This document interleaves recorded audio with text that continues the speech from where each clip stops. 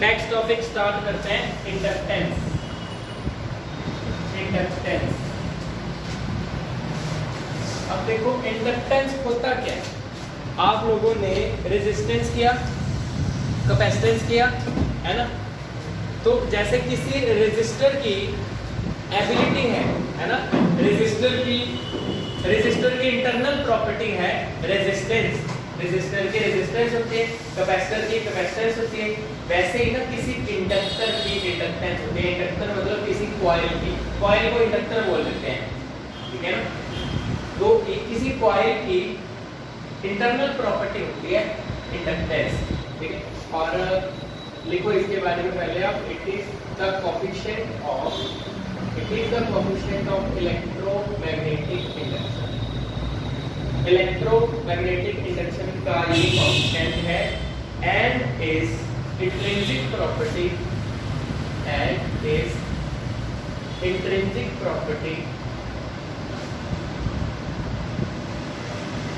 Of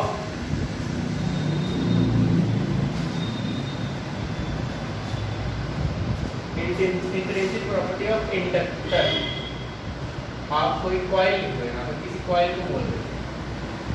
it is intrinsic property of inductor just like capacitance and resistance.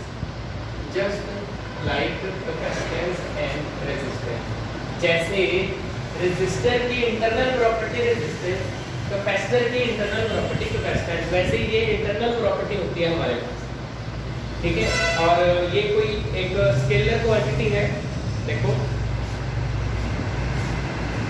It is a scalar quantity. अब देखो है क्या, ये हमने लिखा है कोएफिशिएंट ऑफ इलेक्ट्रोमैग्नेटिक इंडक्शन। आपको मैंने ये बताया था किसी कॉइल में अगर फ्लक्स चेंज होता है उसमें क्या करते हैं, करंट लास्ट में आता है, करंट, है ना। अच्छा ये देखो आप, magnetic flux linked with a coil is, जो फ्लक्स है, मैग्नेटिक फ्लक्स है किसी भी कॉइल का, वो किस पे डिपेंड करता है। मान लो मेरे पास ना ये कॉइल है, अगर इसको मैं एसी सोर्स के साथ, जंपिंग डिस्क में हमने ऐसे किया था, एसी सोर्स के साथ कनेक्ट किया था, तो अगर इसमें करंट जाएगा, करंट इंक्रीज होना शुरू होगा, तो इसकी मैग्नेटिक फील्ड बढ़नी स्टार्ट होगी। मैग्नेटिक फील्ड बढ़ेगी तब फ्लक्स चेंज होगा। तो जो फ्लक्स है इसमें किस पे डिपेंड करता है, मेनली करंट पे। सबसे पहले करंट जाएगा कॉइल के अंदर, तो मैग्नेटिक फील्ड चेंज होगी, फ्लक्स चेंज होगा, समझिए ना। तो जो मैग्नेटिक फ्लक्स है वो करंट पे डिपेंड करता है। तो अगर मैं ये प्रोपोर्शनैलिटी हटा दूं तो मेरे पास क्या आएगा, एक कांस्टेंट है, और इसी कांस्टेंट को बोलते हैं इंडक्टेंस। और ये जो इंडक्टेंस है वो दो तरह की होती है, सेल्फ इंडक्टेंस, एल से लिखते हैं, एक होती है म्यूचुअल इंडक्टेंस, इसको एम से लिखते हैं। और दोनों की ऐसा यूनिट क्या है, हेनरी, कैपिटल लेटर का सिंबल है। समझ गए आप। ये एक सिंपल डेफिनेशन थी कि इंडक्टेंस क्या होती है। जब आप फ्लक्स को करंट के डायरेक्टली प्रोपोर्शनल रखते हो तो जो कांस्टेंट ऑफ प्रोपोर्शनैलिटी आता है वो इंडक्शन आती है, ठीक है। इंडक्टेंस, सॉरी इंडक्शन कह रहा हूँ, इंडक्टेंस। ये नोट कर लो आप सारा।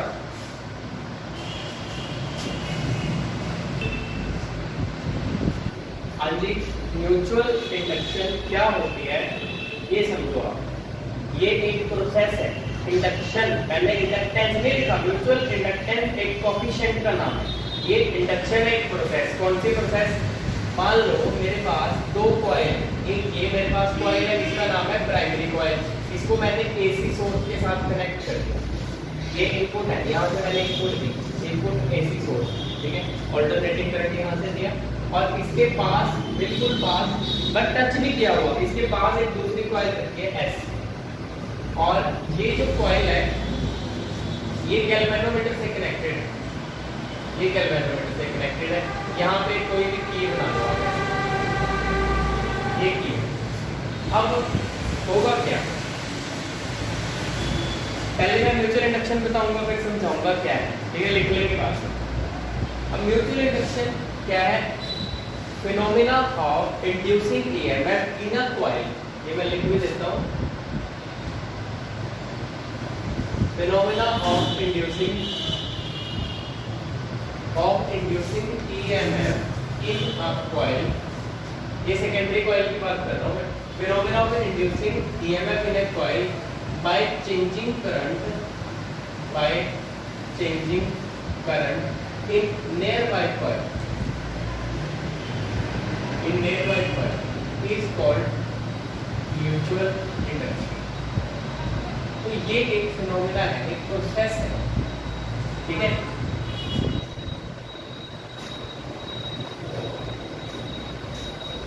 तो हमने क्या किया, एक प्राइमरी कॉइल ले ली,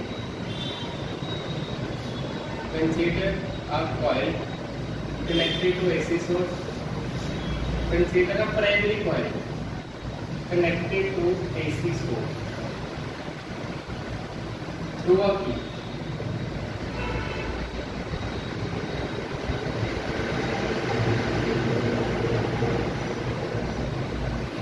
another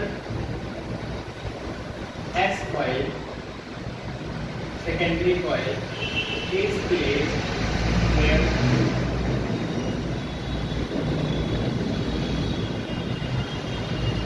another secondary coil connected to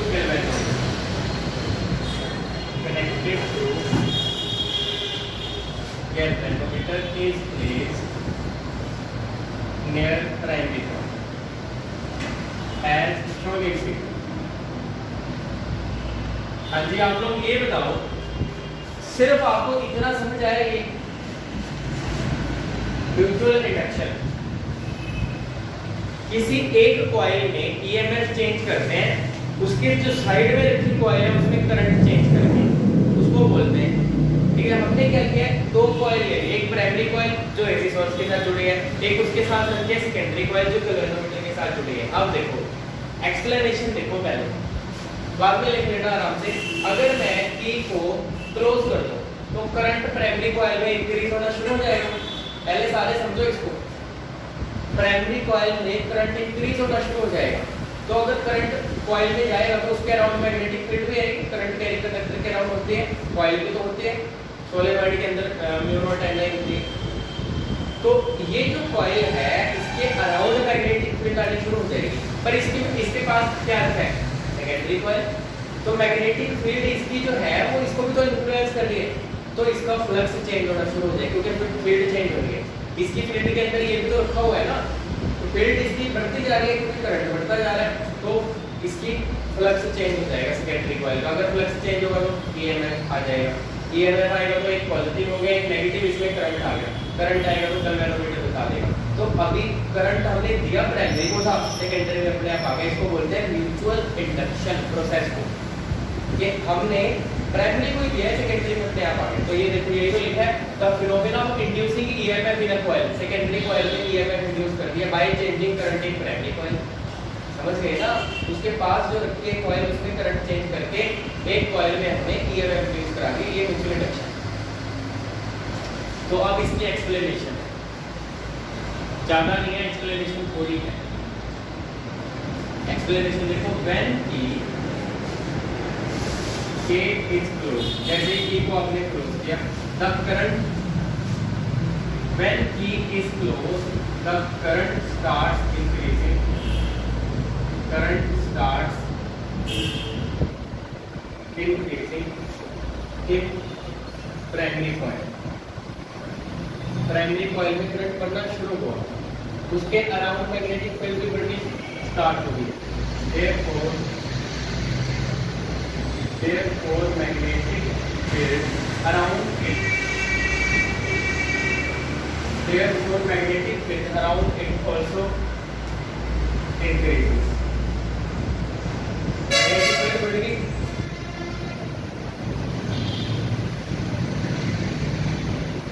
which also influence also influence secondary coil. Therefore, magnetic flux linked with secondary coil changes and EMF get induced in it.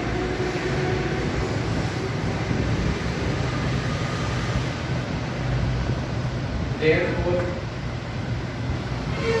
current also get induced,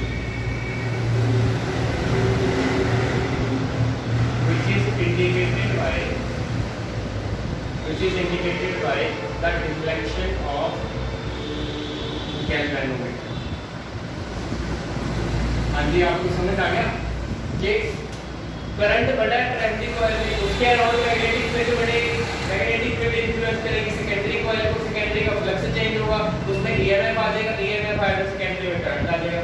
वो कौन बताएगा? Galvanometer. बस यही तो है कि एक coil में करंट आ गया, ईएमएफ आ गया, दूसरी जो पास रखी है उसमें करंट चेंज करने की वजह से। इसको बोलते हैं म्यूचुअल इंडक्शन, एक प्रोसेस है। अब नेक्स्ट टॉपिक करते हैं म्यूचुअल इंडक्टेंस। ये था इंडक्शन, अब इंडक्टेंस कैसा है? डायग्राम सेम ही है।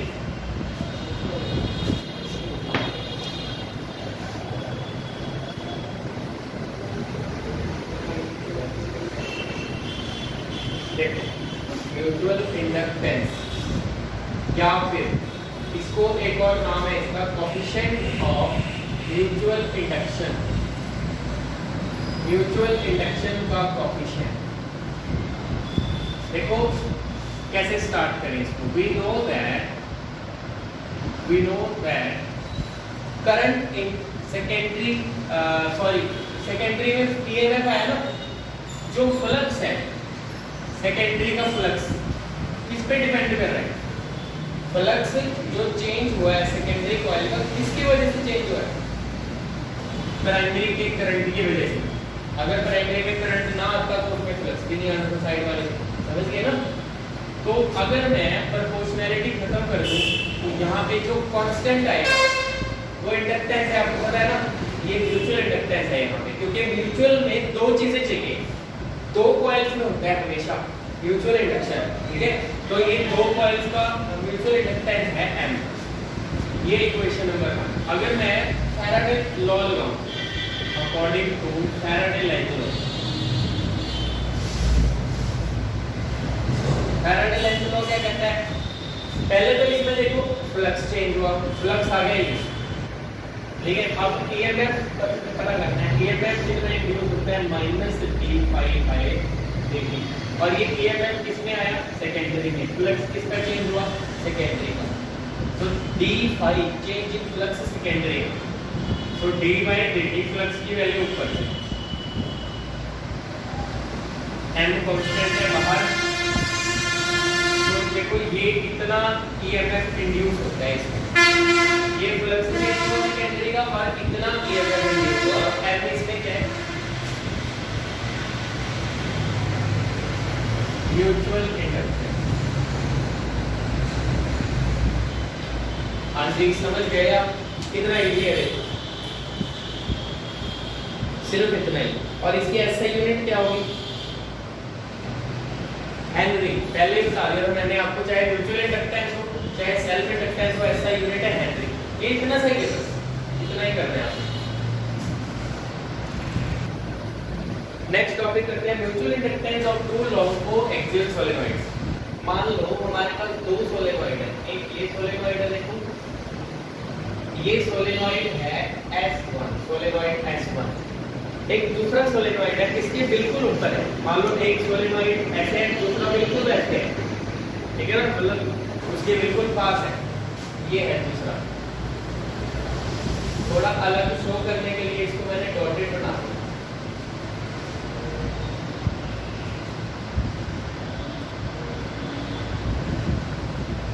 ठीक है जी, ये S2, दोनों की लेंथ बिल्कुल सेम L, दोनों का एरिया ऑफ परफेक्शन जो है वो बिल्कुल सेम A। और पहले वाले में नंबर ऑफ टर्न्स कितनी है n1, दूसरे वाले में कितनी है n2, total number of turns. Length आपको बता दी।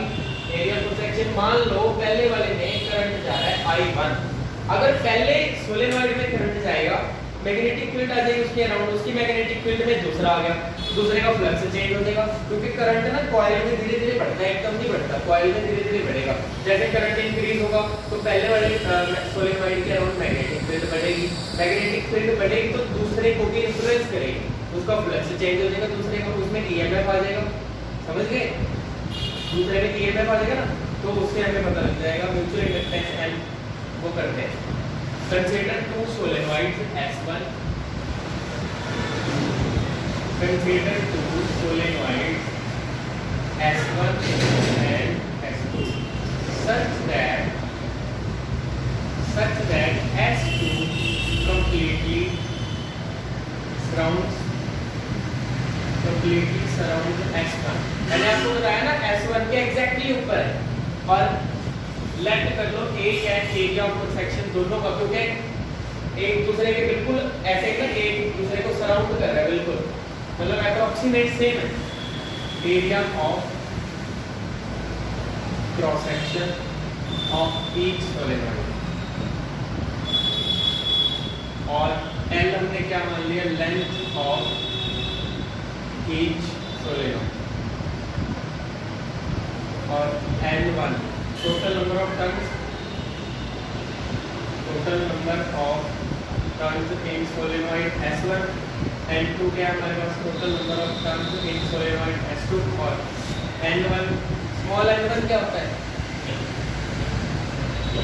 अगर आपको याद हो सोलेनॉइड के अंदर मैग्नेटिक फील्ड आती है ये D = μ0 Ni, n क्या होता है? Number of turns per unit length, small n है, ये है number of turns per unit length in solenoid 1। तो इसका आंसर क्या निकलेगा, number of turns per unit length ये आएगा। सिमिलरली N2 अगर लिखना हो तो ये number of turns per unit length in solenoid S2, और ये क्या निकलेगा, number of turns per unit length S। समझ गए? ऐसे लिखना है।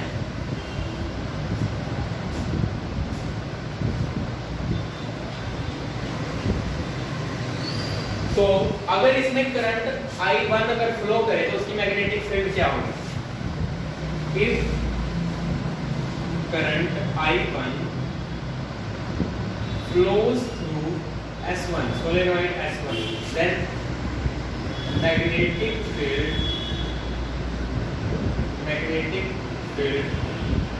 inside S1 is कितने होंगे magnetic field, B = μ0 Ni, number of turns per unit length 1, पहले कंडक्टर की बात कर रहे हैं, पहले सोलेनॉइड की बात कर रहे हैं, total number of turns divided by length, देखो N1 की वैल्यू पुट कर दी मैंने, ये आ गया मेरे पास मैग्नेटिक फील्ड, इक्वेशन नंबर 1। अब अगर पहले सोलेनॉइड में इतनी मैग्नेटिक फील्ड है, ये तो अफेक्ट करेगी दूसरे का फ्लक्स चेंज हो जाएगा, therefore flux linked with each turn of S2। जो दूसरा है ना सोलेनॉइड, उसकी एक टर्न का फ्लक्स पता कर रहे हैं, वो क्या है, मैग्नेटिक फील्ड इनटू एरिया, ऐसे निकालते हैं ना, मैग्नेटिक फील्ड इनटू एरिया, ये तो एक टर्न का आ गया, तो उसमें टर्न कितनी है, net flux, total magnetic flux,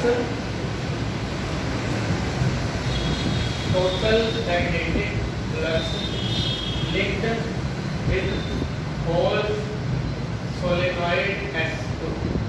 अब टोटल जो फ्लक्स है वो क्या आएगा, एक टर्न का ये रहा मैग्नेटिक फील्ड इनटू एरिया, तो सारी टर्न उसमें कितनी है, N2 है। देखो ये जो मैग्नेटिक फ्लक्स ये है, magnetic field into area, flux linked with each turn off S2, पहले में करंट है, दूसरे में फ्लक्स आएगा दूसरे की एक टर्न के साथ। अब दूसरे सोलेनॉइड में टोटल नंबर ऑफ टर्न्स है N2, तो टोटल फ्लक्स क्या आएगा, N2 इनटू एक टर्न का फ्लक्स। तो B की वैल्यू मैंने ये पुट कर दी, एरिया दोनों का सेम नहीं है, दोनों सोलेनॉइड का, तो एरिया A रखा है। अच्छा एक और भी तो हम ऐसे लिख सकते हैं कि जो दूसरे में फ्लक्स आया वो डिपेंड करता है पहले के करंट पे, अगर प्रोपोर्शनैलिटी खत्म करें तो आएगा ये आपको पता ही है, पहले भी हमने यूज किया है।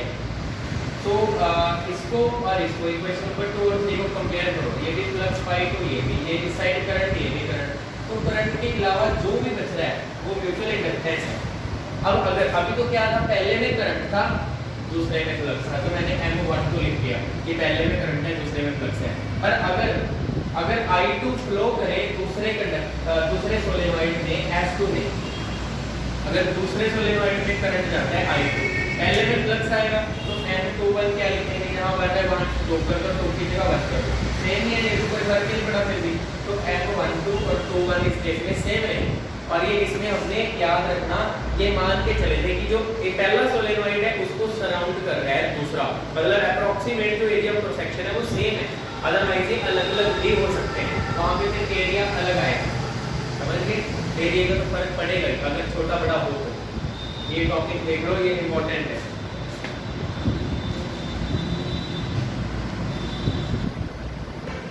नेक्स्ट टॉपिक करते हैं mutual inductance of two concentric coils. हमारे पास दो कंसेंट्रिक कॉइल्स हैं ऐसे, पहली कॉइल का रेडियस है R1, दूसरी का रेडियस है R2, ठीक है जी। अगर अब दूसरी कॉइल में करंट जाए I1, कॉइल के करंट अगर कॉइल में जाता है तो उसमें मैग्नेटिक फील्ड होगी ना, तो इसकी मैग्नेटिक फील्ड जो है I2 जा रहा है मान लो दूसरी में, तो उसके सेंटर में कुछ मैग्नेटिक फील्ड होगी, उसकी मैग्नेटिक फील्ड में अंदर वाली कॉइल आ जाती है, सेंटर दोनों का सेम है ना, अगर बाहर करंट जा रहा है तो इसकी मैग्नेटिक फील्ड में दूसरी कॉइल आ जाएगी, उसका फ्लक्स चेंज हो जाएगा। ये कॉइल है, मतलब इसमें ज्यादा टर्न्स नहीं है, एक एक टर्न ही है बस दोनों में। तो consider two concentric coils, consider two concentric coils having radius R1 and R2 respectively. अगर करंट I2 जाए, if current I2 flows through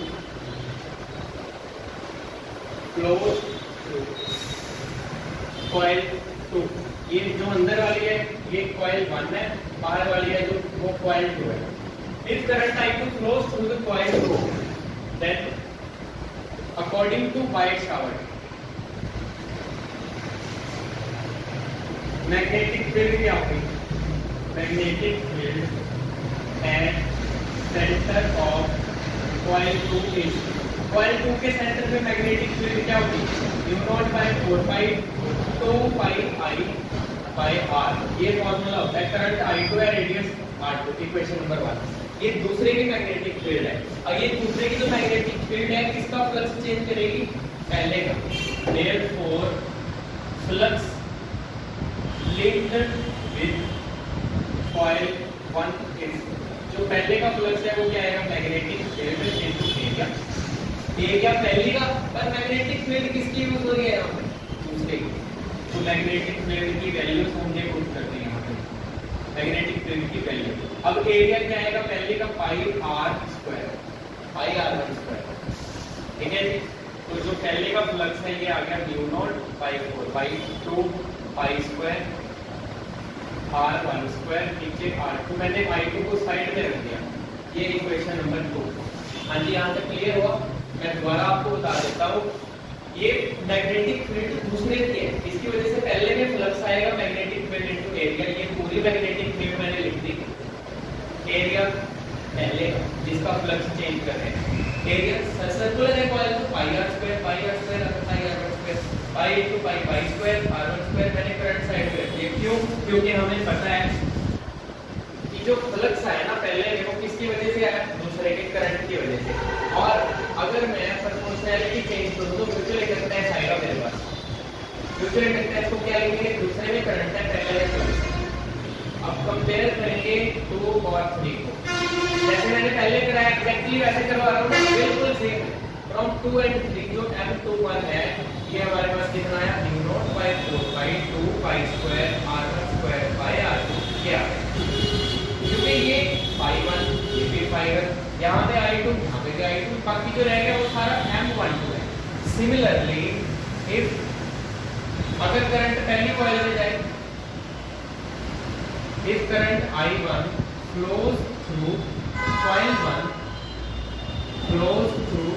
1 and flux of coil two changes. पहली में अगर करंट जाए दूसरी का फ्लक्स चेंज हो जाए, ये मैं ऐसे लिखूंगा, फिर पहली में करंट दूसरी में फ्लक्स, सिमिलरली करके लिख लेना है आपके बस, इतना ज्यादा नहीं करना दोबारा, बस जहां पे 1 है वहां पे 2 कर दो, जहां पे 2 है वहां पे 1 कर दो, दैट्स। और ये बिल्कुल भी इक्वल नहीं है, इक्वेशन नंबर 4 5 ये अलग है, ये अलग है, ठीक है, क्योंकि इसमें जो रेडियस है ना, इसमें बिल्कुल ऐसा नहीं है कि एक कॉइल के ऊपर ही दूसरी है, इसमें रेडियस अलग अलग है।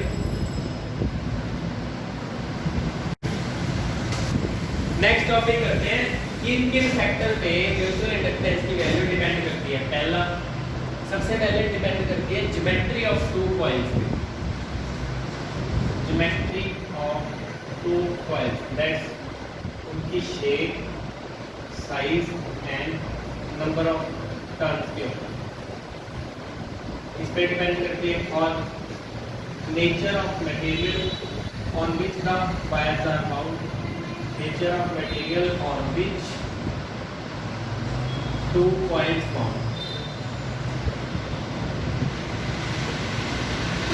or relative displacement of